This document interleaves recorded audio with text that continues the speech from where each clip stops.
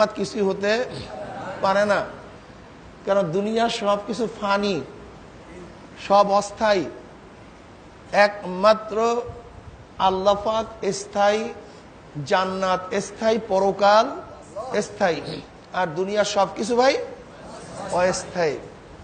কাজে অস্থায়ীর পিছনে আমরা না ঘুরে স্থায়ীর পিছনে আমাদেরকে ছুটতে হবে, ঘুরতে হবে, চলতে হবে। সরদার দো আলম আলাইহিসসালাম সহ সমস্ত নবীগণ এই তালিম দেওয়ার জন্যই দুনিয়াতে আসছেন। এই তালিম দেওয়ার জন্য, এই তালিম দেওয়ার জন্য দুনিয়াতে আসছেন। সেই তালিমটা কি? আখিরাতের প্রতি আকর্ষণ সৃষ্টি করা, দুনিয়ার প্রতি অনুৎসাহিত করা, যে দুনিয়া দুনিয়া দুনিয়া দুনিয়া নয়, বরং আখিরাত আখিরাত আখিরাত, এই চিন্তা ভাবনা আমাদের সবাইকে করতে হবে। নবী আলাইহিসসালাম 570 ঈসাই সালে জন্মগ্রহণ করেছেন। 500 মনে থাকবে কত ঈসাই সাল? 570। যদি মনে না থাকে খেয়াল করেন, 570 সাবান ছিল না? তিব্বত সাবান 570 মনে আছে? এই 570 সাবানের নাম রাখা কেন হয়েছিল আমরা জানি না। তিব্বত কোম্পানি একজন মুসলমান, উনি সরদার দো আলম আলাইহিসসালাম জন্ম তারিখ কোন সনে, এই সনকে কেন্দ্র করে তার সাবানের নাম রাখে 570। এই 570 ঈসাই সালে নবী আলাইহিসসালাম দুনিয়াতে আসছেন। খুব সহজে আমাদের মনে থাকবে 570 সাবান, এর জন্য আর তারিখ বলবো না, ঠিক না? 40 বছর বয়সে তিনি নবুয়তি পান। তাহলে 70 আর 40 610। তার নবী আলাইহিসসালামের কাছে ওহী আসছে 610 ঈসাই সালে। কি মনে থাকার মতো না? এবার আর ভুলবো না, ঠিক না? 40 বছর বয়সে যদি নবুয়তি পান, 70 বছর জন্মগ্রহণ করছেন, তাহলে 40 যোগ হইলে 610। তাই 610 সালে নবী আলাইহিসসালাম কি আসে ভাই? ওহী আসে, ঠিক না? তাহলে এবার আসেন, মদিনায় কতদিন, মক্কায় কতদিন ছিলেন? 13 বছর। কত বছর? তাহলে 610 আর 13, দেখছেন খুব সুন্দর হিসাব। 623 পর্যন্ত তিনি মক্কা ছিলেন। 623 হিজরত করেন। হিজরত করে কোথায় চলে যান? মদিনা চলে যান। মদিনা ছিলেন কত বছর? 10 বছর। কত বছর? তাহলে এবার আসেন আরো যোগ করেন 10, কত হলো? 633 নবী আলাইহিসসালাম দুনিয়াতে ছিলেন। এইভাবে তারিখগুলি এইভাবে মনে রাখা চাই, যে কোনো একটা মূল, এরপরে সামনে অগ্রসর হওয়া, তাহলে মোটামুটি মনে থাকবে। সরদার দো আলম আলাইহিসসালাম মাদ্রাসার সূচনা হয়েছিল দারুল আরকাম থেকে। আজকে আমি দেওবন্দ মাদ্রাসা সম্পর্কে কিছু আলোচনা করব। দেওবন্দ মাদ্রাসার সূচনা কি? নবী আলাইহিসসালাম দারুল আরকামে তার মাদ্রাসা শুরু করেছিলেন। হযরত আরকাম রাদিয়াল্লাহু আনহু ঘরের মধ্যে তিনি কোরআন শুনাইতেন, ওয়াজ নসিহত করতেন, পড়াইতেন। সেখানে সাহাবায়ে কেরাম রিদওয়ানুল্লাহি তাআলা আলাইহিম আজমাইন পড়াশোনা করতেন, হাদিস শুনতেন, কোরআন শুনতেন, ঠিক না? এই হলো মাদ্রাসার ভিত্তি, দারুল আরকাম। দারুল আরকাম অর্থাৎ আরকামের ঘর। হযরত আরকাম রাদিয়াল্লাহু তাআলার ঘরের মধ্যে আমাদের এই মাদ্রাসার সূচনা হয়। এর মোটামুটি প্রতিষ্ঠানিক রূপ ধারণ করেছিল আহলুস সুফফা মসজিদে নববীর মধ্যে। মসজিদে নববীর মধ্যে নবী আলাইহিসসালামের রওজা মুবারক যেখানে, এর পাশেই হলো আহলে সুফফাদের স্থান ছিল। আর যেখানে রওজা মুবারক, এখানে নবী আলাইহিসসালামের ঘর ছিল। আর মসজিদে নববী তো সামনে আসি, অর্থাৎ মসজিদে নববী, নবী আলাইহিসসালাম হুজরা মুবারকের মধ্যে একটা পর্দা দেয়া ছিল, এই এরকম পর্দা। এই পাশে মসজিদে নববী, এইভাবে নবীর কি ঘর ছিল, যিনাকে কিয়াম করতেন, থাকতেন, আরাম করতেন। সেই ঘরটা ছিল সংলগ্ন একটা ওয়াল, ওয়াল মানে পর্দা ছিল, ঠিক না? পাশেই ছিল আহলে সুফফাদের বাসস্থান, আহলু সুফফা, তারা সেখানে থাকতেন। হযরত আবু হুরায়রা রাদিয়াল্লাহু তাআলা আনহুকে বলা হয়েছে তুমি এত হাদিস রওয়ায়াত করো, অথচ তুমি সপ্তম বা ষষ্ঠ হিজরিতে ইসলাম গ্রহণ করছো। মাত্র কয়দিন? 11 হিজরির দুনিয়া থেকে নবী আলাইহিস সালাম দুনিয়া থেকে বিদায় হয়ে গেছে। কত হিজরিতে? 11 হিজরিতে। হিজরি সন্তান শুরু হয়েছে নবী আলাইহিস সালাতু হিজরাত থেকে। সূচনা করেন কে? ওমর ইবনুল খাত্তাব রাদিয়াল্লাহু তাআলা। ওমর ইবনুল খাত্তাব হিজরি সনের আবিষ্কারক কে ভাই? ওমর ইবনুল খাত্তাব রাদিয়াল্লাহু তাআলা হিজরি সনের আবিষ্কার করেন। যেহেতু খেলাফতের আমলে রাষ্ট্র পরিচালনা করার জন্য দিন তারিখের প্রয়োজন ছিল, তৎকালীন সময় দিন তারিখ সন ছিল না, এর জন্য দিন তারিখ সনের জন্য তেনারা একটা সন, দিন তারিখ দরকার, প্রয়োজন, আগে পিছে কবে হুকুম আসছে, এর আগে কোন হুকুম ছিল, এর জন্য তারিখের খুবই বেশি প্রয়োজন ছিল। যদিও তৎকালীন সময় তারিখের গুরুত্ব তাদের মধ্যে ছিল না, এর জন্য ওমর ইবনে খাত্তাব রাদিয়াল্লাহু তাআলা আনহু হিজরিত থেকে শুরু করে নিজের খেলাফত থেকে শুরু করতে পারতেন, কিন্তু না, নবী আলাইহিস সালাতু ওয়াস সালামের হিজরতের তারিখ থেকে হিজরি সন কে শুরু করেন? ওমর ইবনুল খাত্তাব রাদিয়াল্লাহু তাআলা আনহু। তা হযরত আবু হুরায়রা রাদিয়াল্লাহু তাআলা আনহু তিনি মাত্র ষষ্ঠ সপ্তম হিজরিতে ইসলাম গ্রহণ করেন। নবী আলাইহিস সালাতু ওয়াস সালাম দুনিয়া থেকে 11 হিজরিতে বিদায় হয়ে যান। মাত্র কয় বছর? 3-4 বছর তার সোহবতে ছিল, কিন্তু সবচেয়ে বেশি হাদিস তিনি রওয়ায়াত করেন। প্রশ্ন করা হয় তুমি মাত্র নব মুসলিম, কয়েকদিন এই ইসলাম গ্রহণ করছো, এত হাদিস তুমি কিভাবে বলতে থাকো, কারণ কি? তখন তিনি কি উত্তর দিয়েছিলেন? হ্যাঁ, আনসারীরা তো ক্ষেত এবং বাগান নিয়ে ব্যস্ত থাকে। আনসারীরা ক্ষেত এবং বাগান নিয়ে ব্যস্ত থাকে, মুহাজিররা তো ব্যবসা বাণিজ্য করে। কিন্তু আবু হুরায়রা ক্ষেত, ব্যবসা বাণিজ্য, টাকা পয়সা কিছুই অর্জন করে না। আবু হুরায়রা ক্ষুধার্ত অবস্থায় নবী আলাইহিস সালাতু ওয়াস সালামের দিকে তাকিয়ে থাকে। আমার নবী আলাইহিস সালাতু ওয়াস সালাম মুখ থেকে কোন স্বর্ণ ঝরবে, কোন কথা বের হবে, কোন মুক্তা বের হবে, ঝরে পড়বে, সেই মুক্তা শুনবে, গ্রহণ করবে, হাফজ করবে, আমল করবে। আবু হুরায়রা তো অন্য কোনো দিকে তাকাবার সময় নেই। আবু হুরায়রা রাদিয়াল্লাহু তাআলা সব সময় ওই আহলু সুফফাদের অন্তর্ভুক্ত থাকতেন, সেখানেই থাকতেন।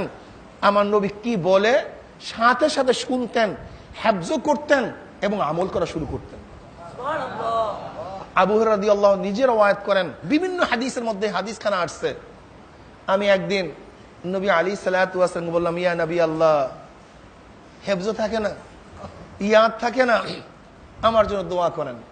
ওই লামুজহাবি, যারা দোয়া চাও না, দোয়া পছন্দ করো না, আর মনে করো কারোর কাছে দোয়া চাওয়ার প্রয়োজন নাই, নিজে নিজে হামকে বাবু ডাঙ্গনিস মনে করো এবং মানুষকে ধোকা দাও, আল্লাহই তো যথেষ্ট, আবার দোয়া চাইতে হবে কেন, কারোর কাছে বলতে হবে কেন, আল্লাহই তো যথেষ্ট। কথা তো কত সহজ, ঠিক না? কথাটা কত সহজ। এর জন্য কোন বুজুর্গানিক দ্বীনের কাছে তারা দোয়া চায়ও না, দোয়া নিতেও যায় না। তা আল্লাহ কি যথেষ্ট, কি যথেষ্ট না? তা আবু হুরায়রা রাদিয়াল্লাহু কেন বললেন, ইয়া নবী আল্লাহ, আমার হেফজ নাই, হেফজ হয় না, আপনি আমার জন্য দোয়া করেন? কি কথা বলেন না কেন? কঠিন মাসালা না? আবু হুরায়রা রাদিয়াল্লাহু তাআলা তো আল্লাহর কাছে বলতেই পারতেন, সহজ পদ্ধতি ছিল, কিন্তু নবীর কাছে কেন বললেন, ইয়া নবী আল্লাহ, আমার জন্য দোয়া করেন, আমার হেফজ থাকে না, হেফজ হয় না? এইগুলি নিজাম, এগুলি সুন্নাত। দোয়া চাওয়া, দোয়া নেয়া, দোয়া দেয়া, এইটাই সুন্নাত। দোয়া চাওয়া, দোয়া নেয়া, দোয়া দেয়া, এইটাই সুন্নাত। নবী আলাইহিস সালাতু ওয়াস সালামের কাছে এক ব্যক্তি বলছে, ইয়া নবী আল্লাহ, আমি আমার জন্য আর আপনার জন্য দোয়া করি। বলে, এত বড় ব্যাপক জিনিসটাকে ছোট করে ফেলছো কেন? তুমি শুধু তোমার জন্য আর আমার জন্য দোয়া করো, সবার জন্য কেন দোয়া করো না? সবচেয়ে বড় দানশীল তো ওই ব্যক্তি, সখী তো ওই ব্যক্তি যে সবার জন্য দোয়া করে, এবং সবার জন্য দোয়া করা উচিত। সবার জন্য দোয়া করলে সেই দোয়া কি হয়? কবুল হয়। তুমি কেন শুধু আমার জন্য আর তোমার জন্য দোয়া করো? এই জন্য দোয়ার মধ্যে সবার জন্য দোয়া থাকা উচিত, ঠিক না ভাই? আবু হুরায়রা রাদিয়াল্লাহু বলেন, ইয়া নবী আল্লাহ, আমার জন্য দোয়া করেন। কোন কোন রওয়ায়াতের মধ্যে আসছে নবী আলাইহিস সালাতু ওয়াস সালাম চাদর নিলেন, চাদরের মধ্যে হাত দিলেন। এবার আবু হুরায়রা রাদিয়াল্লাহু তাআলা সেই চাদরকে উঠাইতে বললেন, তিনি চাদরকে বুকের মধ্যে জড়াইয়া ধরছেন। আবু হুরায়রা রাদিয়াল্লাহু ফরমান, এর পরের থেকে আমি আর কোনোদিন কোনো কথা বলি নাই। নবী আলাইহিস সালাতু ওয়াস সালামের হাত মুবারক স্পর্শ করে চাদরে, সেই চাদর আমার বুকে লাগার পরের থেকে আজ পর্যন্ত আমি আর কোনোদিন কিচ্ছু ভুলি নাই, যা শুনছি তাই ইয়াদ হয়ে গেছে। অন্য রওয়ায়াতের মধ্যে আসছে নবী আলাইহিস সালাতু ওয়াস তার বক্ষে হাত দিয়া তার জন্য দোয়া করছেন। আল্লাহ পাক রব্বুল আলামিন এমন ভাবে দোয়া কবুল করছেন, তিনি যা শুনতেন আর কোনোদিন ভুলতেন না। যাই হোক, আমি অন্যদিকে চলে যাইতেছি। এই আবু হুরায়রা রাদিয়াল্লাহু তাআলা আনহু বলেন, আমরা আহলুস সুফফার মধ্যে থাকতাম, সেখানে খাওয়া দাওয়ার দায়িত্ব নবী আলাইহিস সালাতু ওয়াস নিয়ে নিয়েছেন। তিনি তাদের খাওয়া এবং পড়ার দেখাশোনার দায়িত্ব নিয়ে নিয়েছেন। কোথার থেকে আসছে টাকা?